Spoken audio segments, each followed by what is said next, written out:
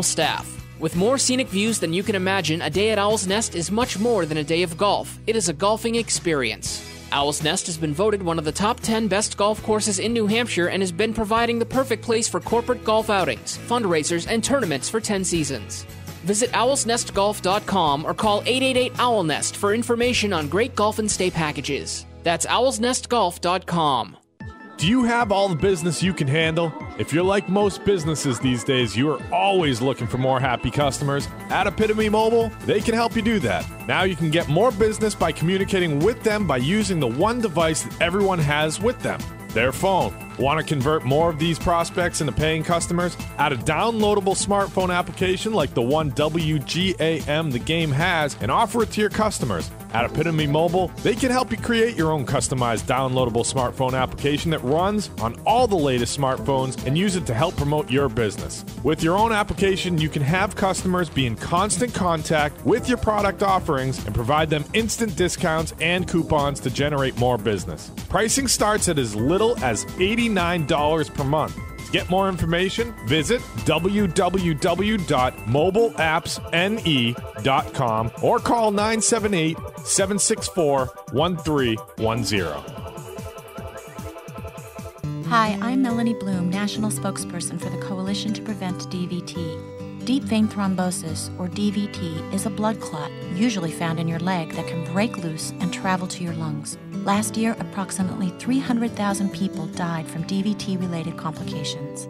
My husband, David Bloom, was one of them. Talk to your doctor about your risk for DVT. Visit preventdvt.org. A message from the Coalition to Prevent DVT, funded by Sanofi Aventis US.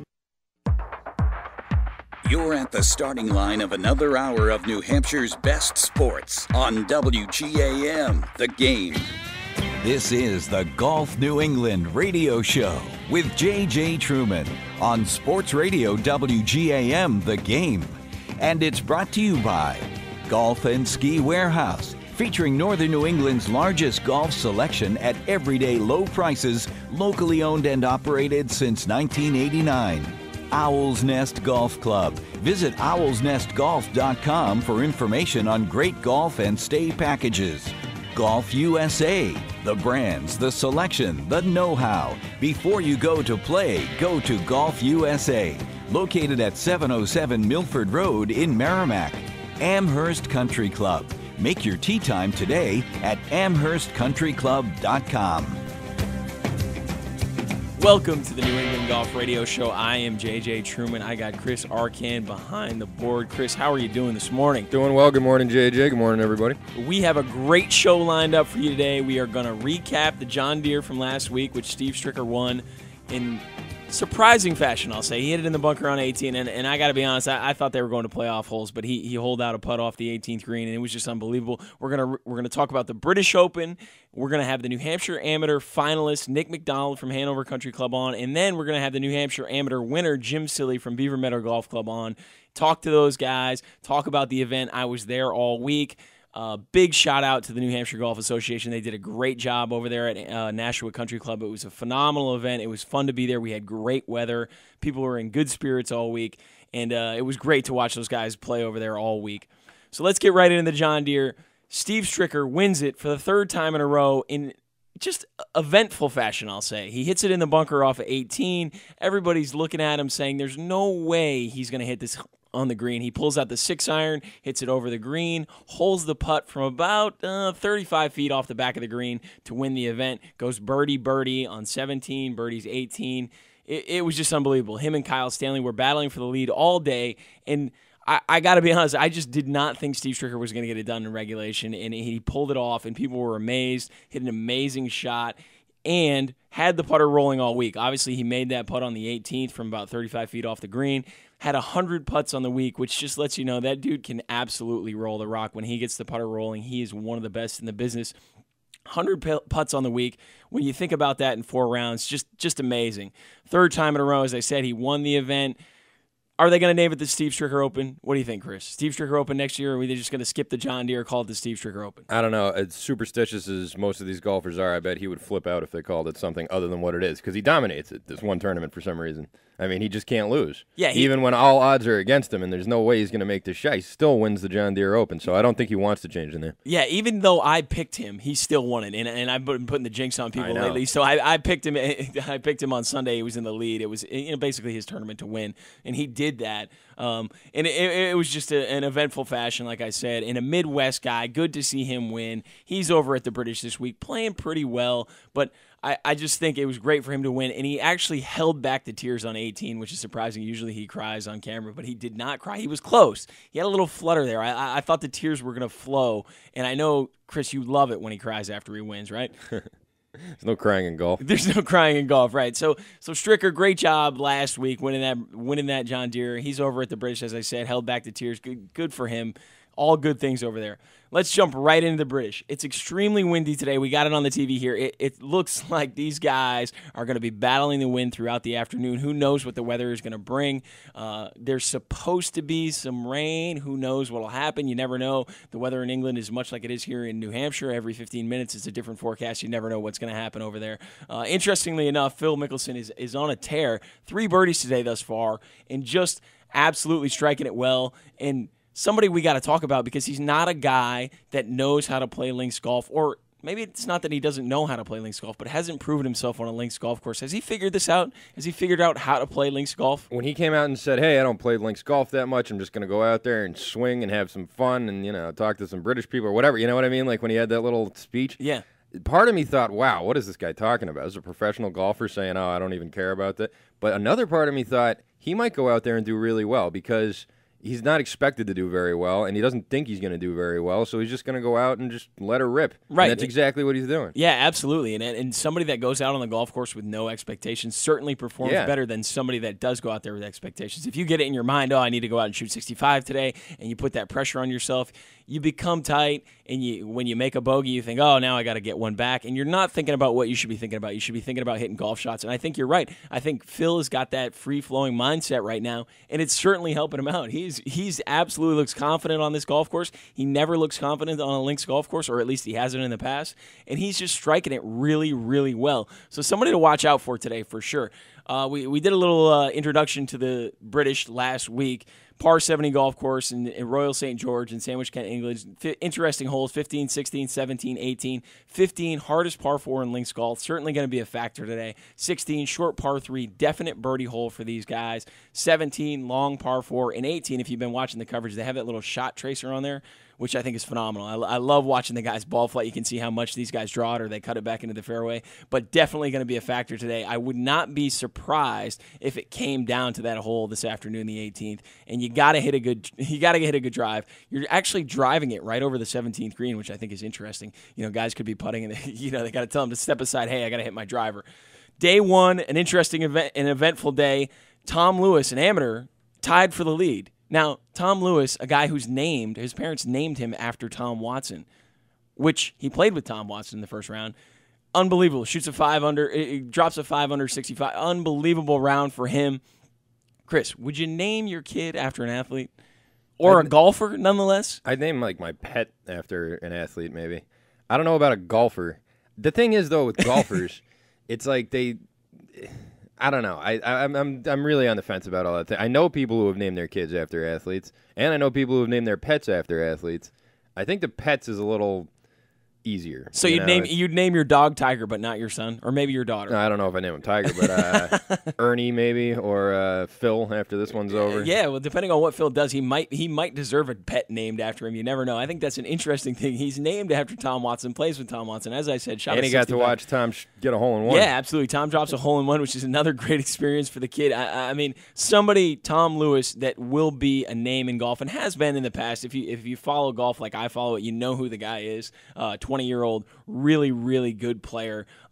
Somebody you certainly need to look out for. He's certainly going to turn pro soon, I would assume. You would think after this performance in the British. He's still in the mix. Not going to win the thing, but still in the mix. You certainly think he would turn pro after this performance. The leader right now is currently Darren Clark. Am I right on that, Chris? You got a leaderboard update for us? Leaderboard update right now. Clark is 5 under through 4. He's even on the day. Phil Mickelson is 3 under through 6, and he's -3 on the day. Dustin Johnson is also tied for second with Phil He's -3 through 4, +1 on the day. Fowler's right behind him at -2. So Darren Clark, let's start with him, the leader right now, a guy from Northern Ireland. There's something going on in Northern Ireland. These guys are winning major championships. You got Graham McDowell, who I picked to win this one, who didn't make the cut. Hence the jinx that I gave him. Sorry, Graham. I won't pick you next tournament, I promise. Then you got Rory winning the U.S. Open. Now you got Darren Clark in the lead at the British. He shoots 68, shoots 68, shoots 69 yesterday. Hold a 12-footer today for par on number 1 to get his round going, and certainly gave him some momentum. Sad story for Darren Clark. Lost his wife to cancer a couple of years ago. Really, really sad story. He was really emotional about it, obviously, his wife.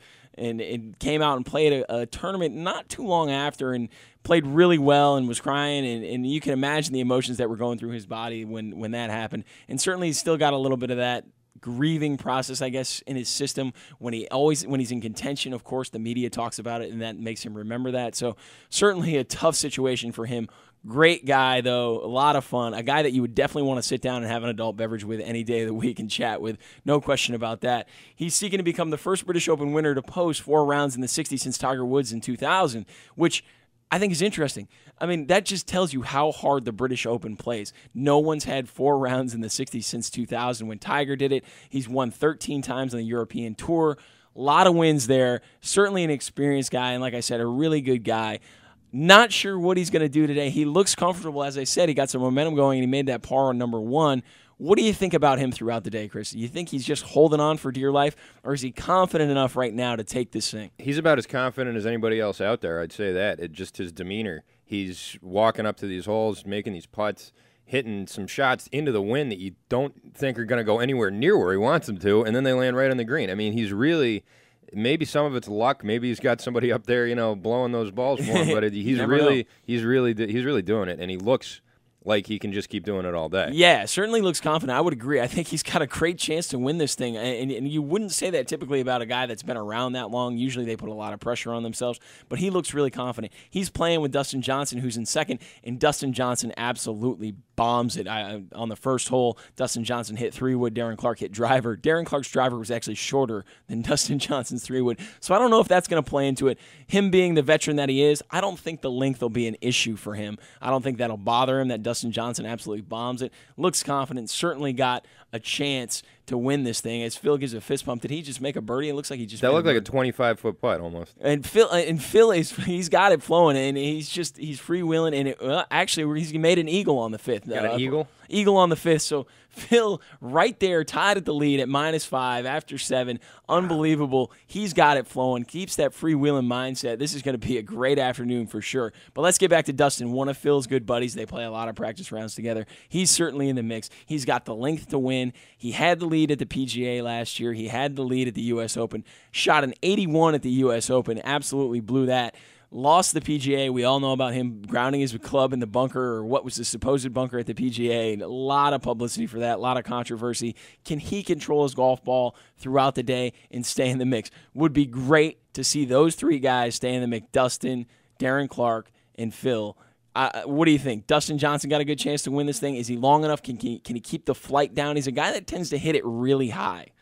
Johnson, so far, for what I've seen of him so far, seems like probably the least consistent out of the guys on the leaderboard right now. He's had some really great shots and a couple of real big bombs and pretty good short game, but he's also really fallen off on a couple of holes too. And I don't know, I know body language shouldn't mean that much, but when the elements are like they are today and there's this much wind and this much outside, factors contributing, you kind of got to look at the guys who are really walking confidently. And Johnson isn't as much as the other guys. For the first time, I have to disagree with you, Chris. Body language does mean a lot. I think you're absolutely right. You can look at him and say, I don't know if he's as confident as the other guys. He just hit a pretty good chip right there. However, I just don't know if he's as confident as the other guys. I don't know if he feels as comfortable in the wind because he hits it so high.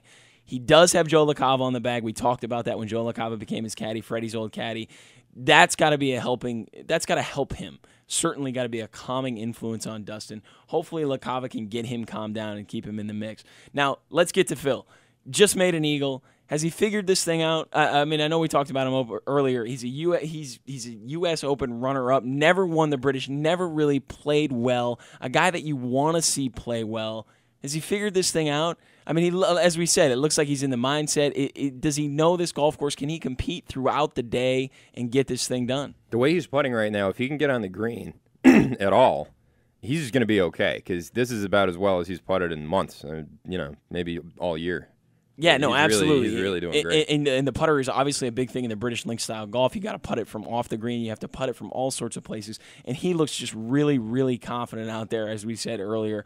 I'd love to see Phil in the mix. It's going to shape up to be a great afternoon for sure. Another guy we got to talk about is Ricky Fowler. We talked about him last week as a guy who was tied for the lead and a guy that was sort of building a reputation for not getting it done on Sundays. Is he a factor, or is he going to have another terrible round this afternoon and not be in the mix? What do you think? I don't think he's going to fall off that much. He's slumping a little bit right now. He's even on the day, 2 under through 4, and he's dropped down a little bit just because Phil just made that big putt. I don't know. I don't see him falling too far out. I got to say, I'm really impressed with all the Americans in the top 10. There's about 7 of them in the top 10, which is unusual. Yeah. You would usually think about it. I think Ricky is a guy too that'll hang around. I'm not sure he's got the gumption to compete this afternoon, especially if Phil gets on a roll. I do love the gear he's got on, the Puma gear, the wind gear. Great job by Puma for making that stuff. It looks phenomenal. But not a guy I wouldn't say that would compete for the championship this afternoon. But you never know. Some guys make some mistakes. Some guys lose some confidence. He might get in the mix. Let's talk about the Americans, though. A lot of Americans on the leaderboard, not typically what you would think about for a British Open. A lot of guys in the top 10.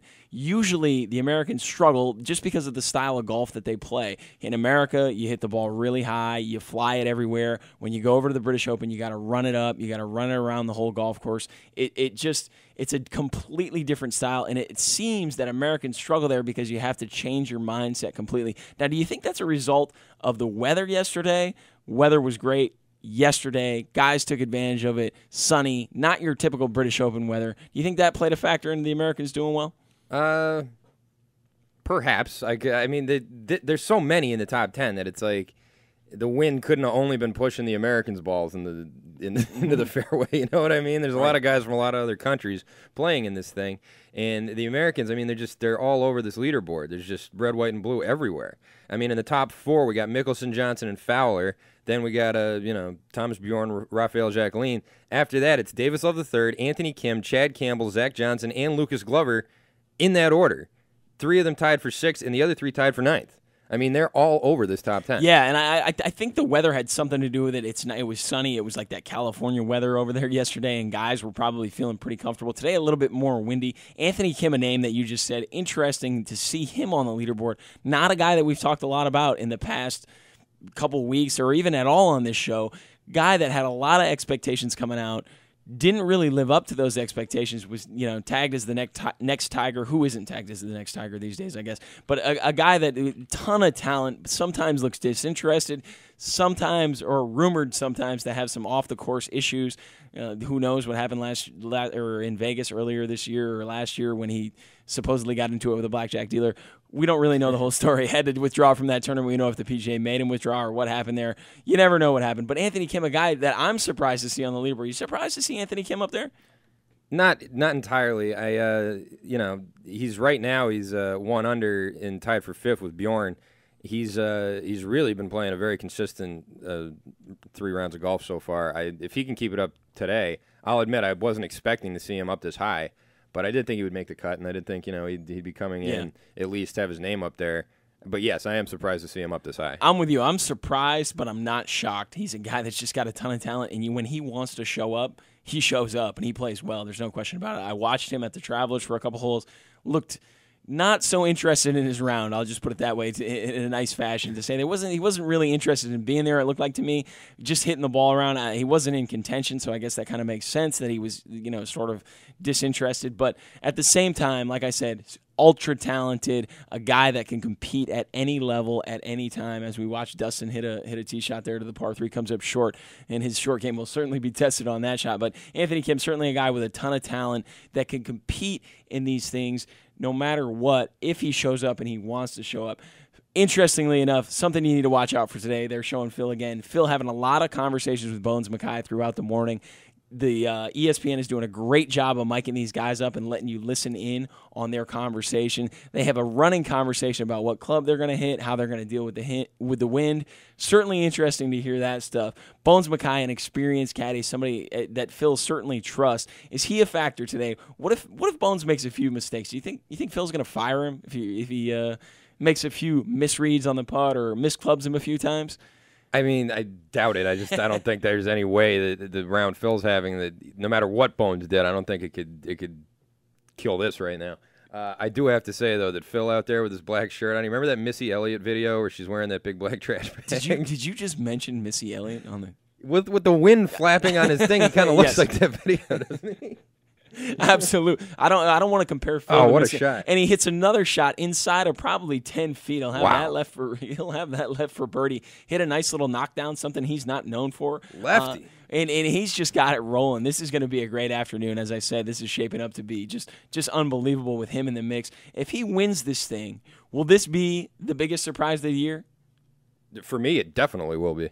Yeah, this will be the biggest surprise maybe in the last 5 years if he wins this, I think. Yeah, and coming into this, nobody thought about Phil. Nobody was mentioning Phil. We didn't even talk about him. We didn't even mention him. Briefly, we said, okay, he played Except to make fun of him because he doesn't play links golf. Right, yeah, except for to mention that he played the Scottish Open because Barclays is his sponsor, and Barclays sponsors that tournament. So it sort of made me feel like he was just going over there as a sponsor, doing a favor to Barclays, going over there, trying to get some publicity for them and to get the Scottish Open a little more publicity and just make it a little more competitive. I know a lot of guys went over there to get warmed up, which that tournament was shortened. But interesting afternoon. Certainly going to be phenomenal as this thing unwinds. Phil is on fire. He's feeling it. He is dealing with this win. Him and Bones have got this thing figured out so far. A lot of golf to play, though. Certainly a lot of opportunity for a lot of guys. And as we said, we got Mickelson at -5. We got Clark at -5. Those guys tied right now for the lead. Certainly going to be a great afternoon. We're going to take a break here on WJM. When we come back, we're going to have Nick McDonald, the New Hampshire Amateur champion from last year and finalist this year, an unbelievable player. As I said, I was over there all week, got a chance to watch him hit the ball, and he's a 22-year-old, just graduated from Hartford, got a lot of talent. We'll talk to him, find out what's in his future, what's going on, talk to him about his round yesterday and the week. Going to be some interesting stuff. Certainly stay tuned when we get Nick McDonald on here, next segment right here on WJM. I bet you slice into the woods $100. Gambling is illegal at Bushwood, sir, and I never slice.